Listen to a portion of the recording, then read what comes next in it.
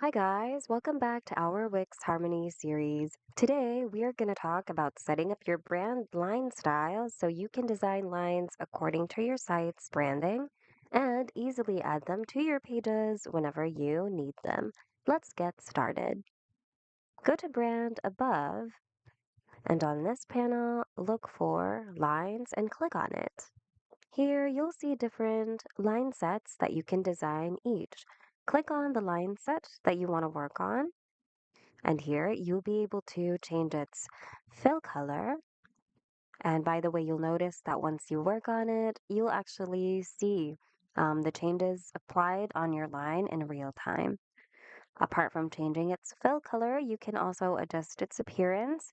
So length here, this actually means the thickness of your line. So you can input a specific value here on this field, or you can adjust its length here using the slider. So go ahead and customize your line however you want to. Once you're done, your changes will automatically be saved within the Wix editor, so it's safe to go back.